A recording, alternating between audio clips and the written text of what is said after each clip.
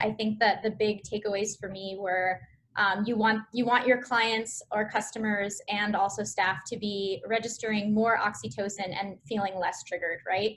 So I think she's spot on in that we've all been in spaces where we instantly feel at ease or where we automatically register that we feel put off or uncomfortable. So right now, I know business owners are really struggling, right? And we're all asking ourselves, how long is it going to be like this? If I implement all these changes, will they be obsolete? So I tried to stick to some things that are fairly universal and that may be good strategies to employ even when we're not dealing with Corona. And I tried to ask myself really like, how can we use the physical environment of our businesses as a way to de-escalate anxiety, and also think about how all the physical aspects of our business, the space that people enter into, is a really beautiful passive way to communicate with them. I think many people are a little bit uncomfortable with what they would sort of dub more of an aggressive take, right? Like somebody actually talking to them or coming up and correcting their behavior. You know, you need to stand 6 feet away from this other person. Like they would take that a little bit negatively. But what's great about taking a look at your space and assessing it from the standpoint of how are people using my environment, what are the processes inside of my business that are going to naturally have pain points, and then using that knowledge to create some clear indications of how you would like people to move through the environment without having to correct them personally, right? So your space is a great opportunity to do that. And in terms of what we notice when we come into spaces, there's what we see, there's what we hear, and then there's also this intangible of what we feel, right? So I'm trying to kind of look at those. When it comes to visuals, I think a lot of times we stop looking at the spaces that we use, right? So how long has it been since you took an actual walk into your waiting room with a fresh set of eyes? Is there a lot of unnecessary clutter? Are there items in that space that invite you to touch them that don't need to be touched? For example, a bowl of candy or, you know, some magazines, you know, like those are things that maybe you don't need right now. So kind of, I think the great thing about reapproaching the spaces that you're already in is to say, okay, well, if I can register that for me, every time I see clutter in a space, I'm automatically thinking that it's not clean, maybe I should go through my space with those eyes, with that mindset. So I think that's a great start. Layers of dust on things are an indicator that something's kind of not been well cared for. You know, we've all talked about, my husband and I joke that we want a bleach scented candle for our space just because right now, like knowing that something's clean is important. So, you know, if you have a table that you meet at, a conference table or an area where you'll be meeting with clients, just take 10 minutes beforehand to just wipe down those areas. Not only is that sanitary and you should be doing that anyways, but it will also register that in somebody's mind. So decluttering, minimalizing, editing, and then thinking about your processes in the space to make sure that you're clearly communicating visually, not verbally, how you want somebody to move through. I think we've all seen that in environments where we've noticed that a business owner is trying to address the public need. So we might have noticed things like tape on the ground so that indicates how far apart to stand. I've been really sensitive lately to noticing that a lot of people are using caution tape or bright orange, like danger tape, to rope off areas. And I get why we're doing that, but I don't know that that's maybe the best approach. So if you are, like, let's say you're in a waiting room space and you're wanting people to not sit every chair. You want to space out maybe 3 chairs.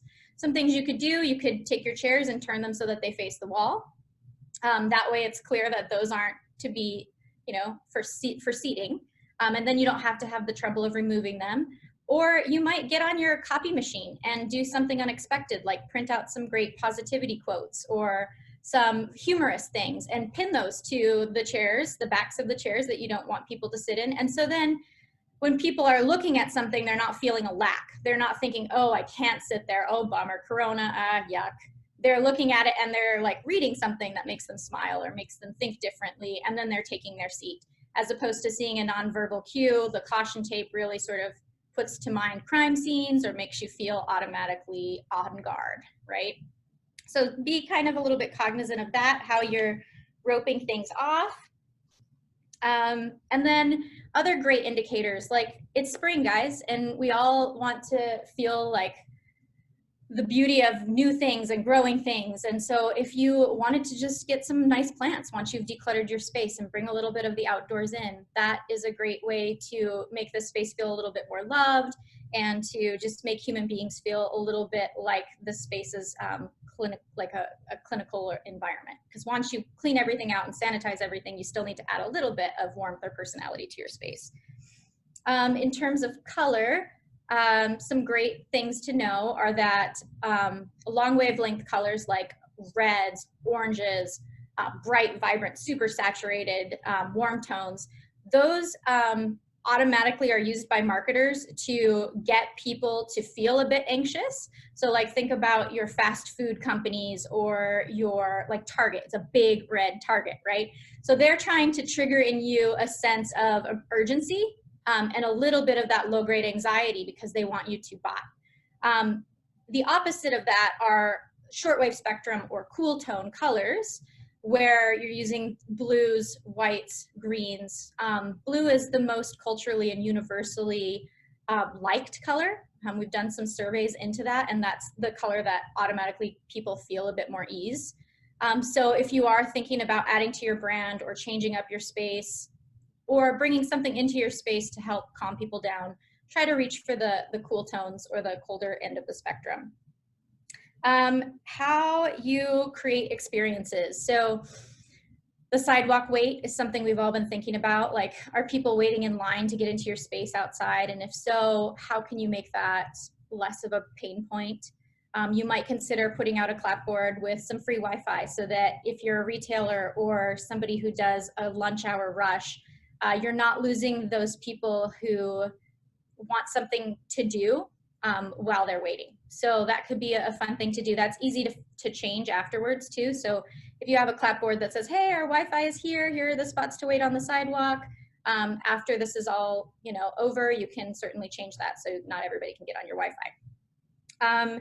Other things you might consider are trying to get people to feel good about having shown up for you, right? So we talked about what you see, we've talked about, we'll get into what you smell, but how you feel is important. So we talked about those positivity quotes. Those could, instead of just going on the back of the chair, if you don't have a waiting room, those could go on the inside of the bathroom stalls or in spaces that people will spend a little bit of time where they don't expect you to be looking to cheer them up or make them feel better, right? Other areas that we all think about that I'm more cognizant of right now are door handles, right? So when you walk into a space, when you walk out of a space, I was at a retail store today actually, and I noticed that when I left, the retailer walked out of the store and wiped down the handle when I left. And that kind of came top of mind for me, and it made me feel like, oh, she cares about me and she cares about the next person. That's wonderful. And she, it was just nice to kind of see that. And obviously in some places you can't do that for everybody, but in a retail environment where it's slower right now, it was a great thing to do. Other things that I've noticed that make me happy or make me feel good are all of the beautiful sidewalk chalk artwork that a lot of kids in my neighborhood are doing. So I think you could easily incorporate something like that for your business. Draw a giant sunshine and write, we're so happy you're here. Or it doesn't have to be complicated. It can just be really simple and really welcoming.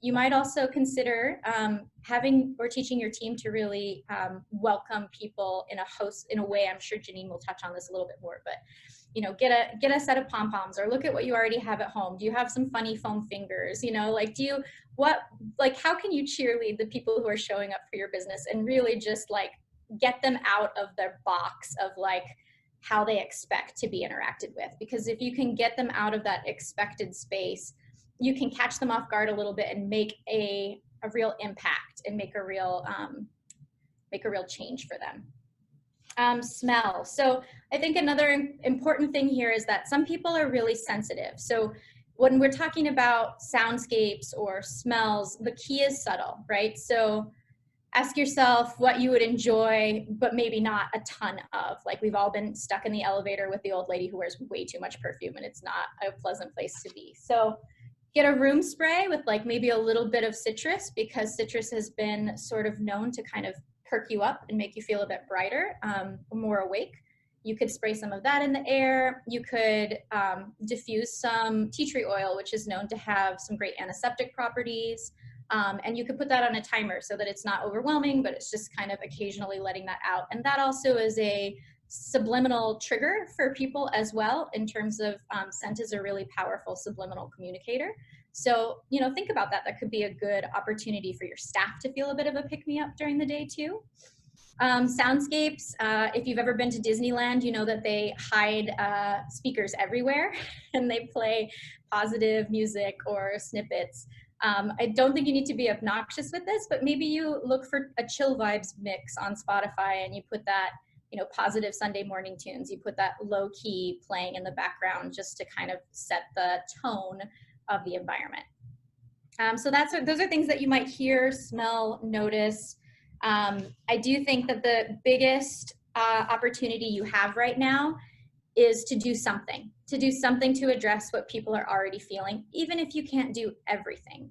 Just do a couple things that will not only touch on how they feel safe, which is a clean environment, but how they feel seen and how you might be able to make them feel just a little bit better in this crummy situation.